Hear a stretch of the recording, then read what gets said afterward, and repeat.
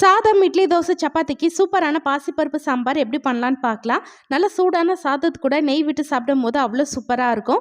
அதுக்கு ஒரு குக்கரில் 1 கப் பாசிப்பருப்பு சேர்த்துட்டு நல்லா கழுவிக்கோங்க.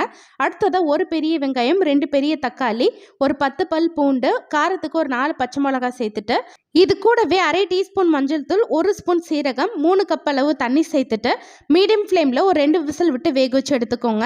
பருப்பு நல்லா வெந்ததுக்கப்புறம் சூடாக இருக்கும் போதே இந்த மாதிரி நல்லா மசிச்சுக்கலாம். அடுத்ததாக இது கூட ஒரு 2 கப் அளவு மட்டும் தண்ணி சேர்த்துக்கோங்க.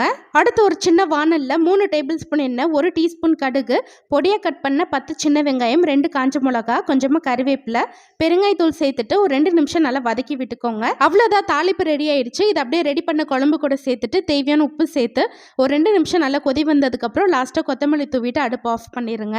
இந்த சாம்பாரில் காரம் அதிகமாக இருக்காது. காரசாரமான உருளைக்கிழங்கு வறுவல், கருணக்கிழங்கு வறுவல் கூடலாம் சூப்பராக இருக்கும். ட்ரை பண்ணி பாருங்கள்.